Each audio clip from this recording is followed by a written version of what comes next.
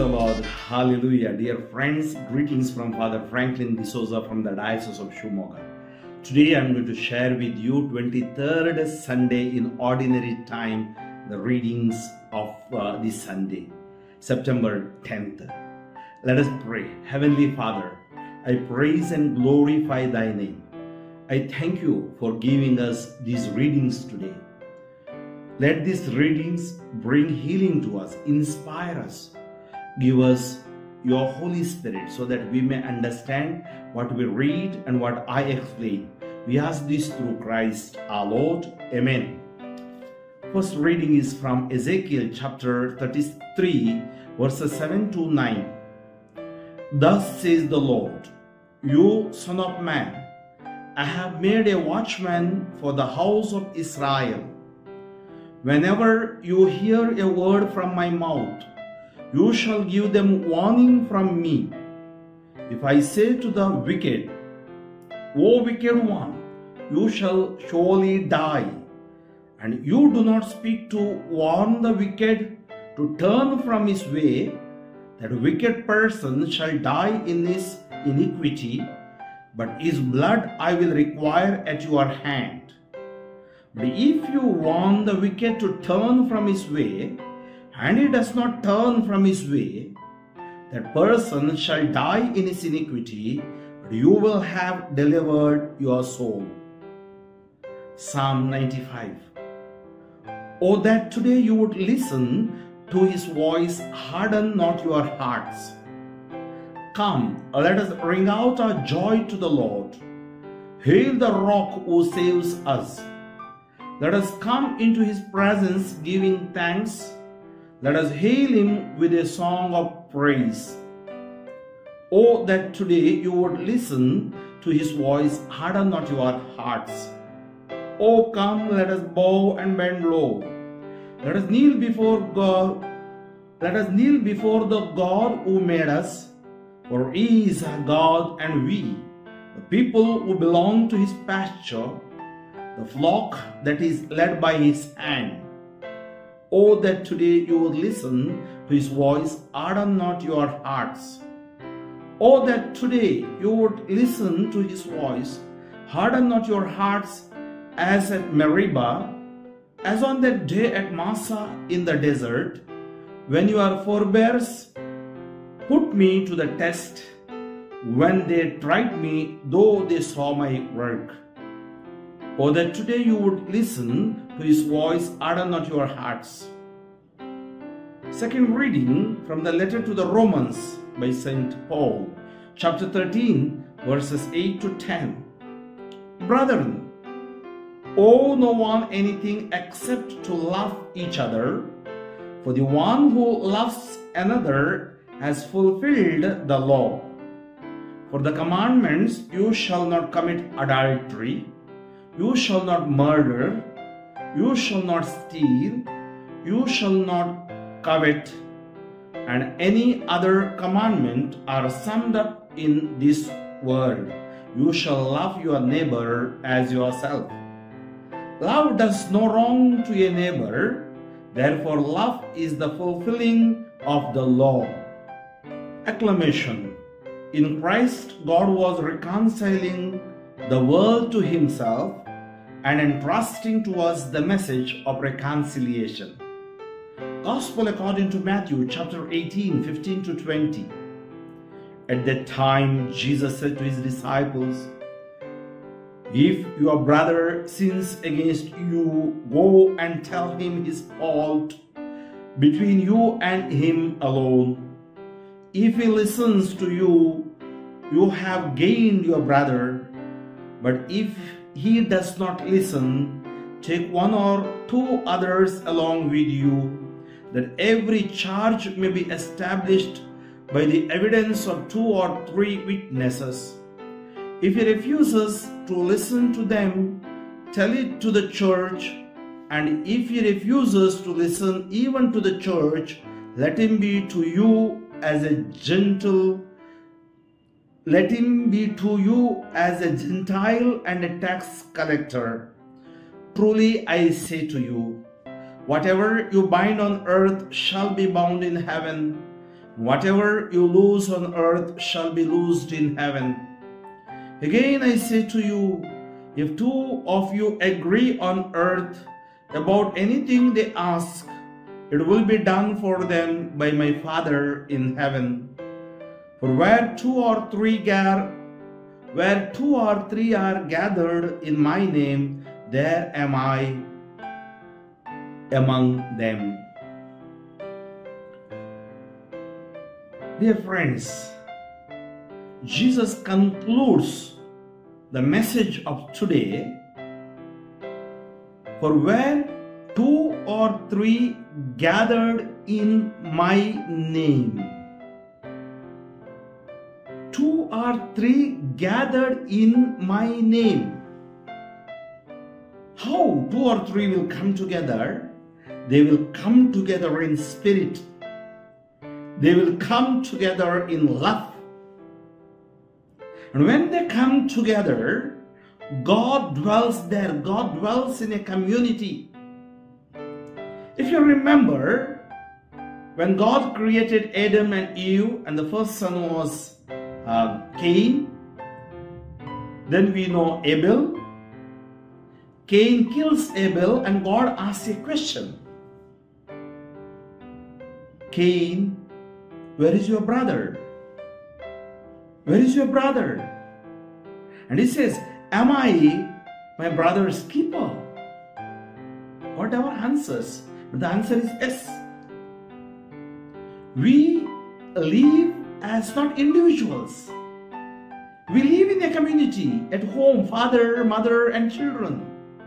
In a church, we come together as a community, maybe basic Christian or small Christian communities. And we come parish as a community, come in unity. And that unity comes because of God. God, a triune God, Father, Son, and Holy Spirit.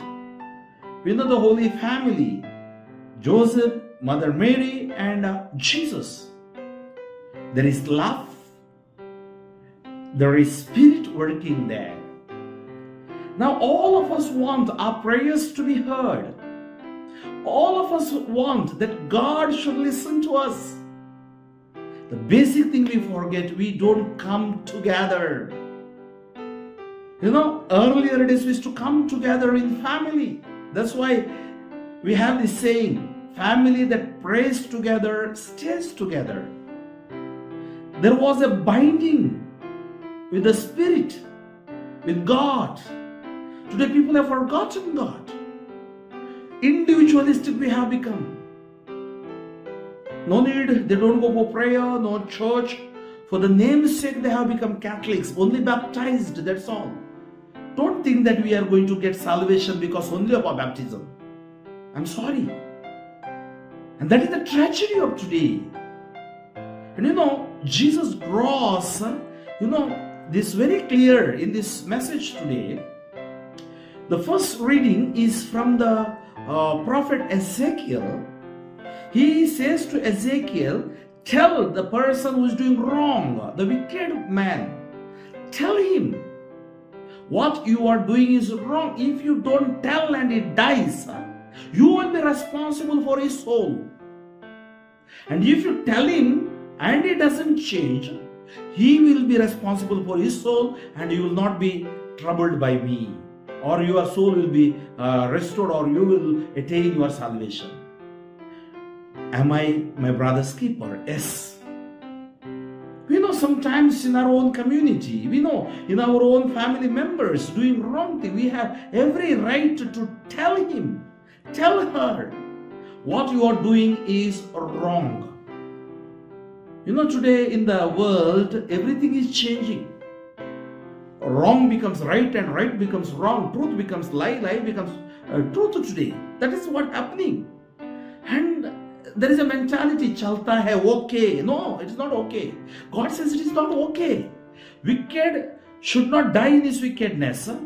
Every one of us has the responsibility. I have seen parents, they are not correcting their children. Or maybe husband is not correcting his wife. Wife is not correcting his husband. Maybe you know your own brother or sister is doing wrong. Maybe somebody is doing wrong. Maybe he is a priest or religious. Go and tell them individually. And that's what the wickedness is there in every one of us. Nobody is born as a saint.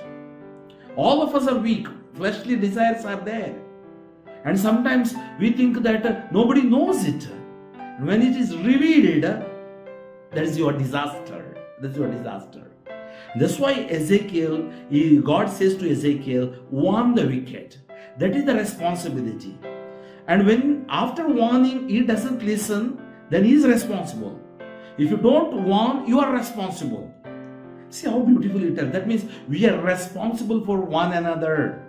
And in the third reading, I'll come to the second reading later. Third reading, Jesus brings the same concept there. If your brother sins against you, now what you have to do? And tell him his fault between you and him alone. We need courage. We need courage to go and talk. See, dialogue solves many things. Sit there, pray and go. The Spirit of God will work. And the repentance will come and he will agree and he will change. Asking sorry or accepting that I have done wrong, I think that is the greatest blessing. There is a million worth, money in the world. And he says, go one to one. Then he says, if he listens to you, you have gained your brother. Your relationship is gained back. But if he does not listen, take one or two others along with you. Maybe those people you know, they can help you out. That every charge may be established by the evidence of 2 or 3 witnesses. There are some people still hard-hearted, stiff-necked, we say. So what did he? If he refuses to listen to them, tell to the church. Then means go to the larger, first 1 to 1, then 2 and 3, then to a larger level is the church. Elders are there, maybe priests is there, religious is there. And let him church, and if he refuses to listen even to the church, that means, remember, he has hardened his heart. Like in the Psalm we prayed, no? Do not harden your hearts as they hardened the hearts at Meribah, Massa in the desert. I say to you, then he says, let him be to you as Gentile and a tax collector. The policy you tell him, if he doesn't listen. Most of the time we tell people, come to church. Maybe we go for blessing. Then we say, why you are not, okay, come, transform. See, this is what is happening today. I am responsible for my salvation. We are here to attain that eternal life. Then Jesus says, truly I say to you, whatever you bind on earth shall be bound in heaven. Whatever you loose on earth shall be loosed in heaven. Bind us together in love. Bind us together in that unity. And he says, again I say to you, if 2 of you agree on earth about anything they ask, that means 2 of you agree in spirit, come together and pray, it will be done for them by the Father in heaven. For where 2 or 3 are gathered in my name, in Jesus' name, there am I among them. Now, how can you experience the presence of God? He's there. 2 or 3 in Jesus' name you sit, He's there. He has promised us. And how He is there? Through His love He is there. Through His grace, through His Spirit He is there. And now He says, second reading, owe no one anything except love each other. For the one who loves another has fulfilled the law. So that means love is the greatest commandment. For the commandments, you know the commandment, you shall not commit adultery, you shall not murder or not steal. You know, adultery having a illegal, immoral relationship, physical relationship, or murder, abortion, killing, gossiping, slandering, all those things, or stealing others' things, money not giving back, and you shall not covet. And that means these people have this habit of covetousness, and any other commandment. They are summed up with one word. You shall love your neighbor as yourself. So love does no wrong to a neighbor. Therefore, love is the fulfilling of the law. Now, what the world is lacking is love.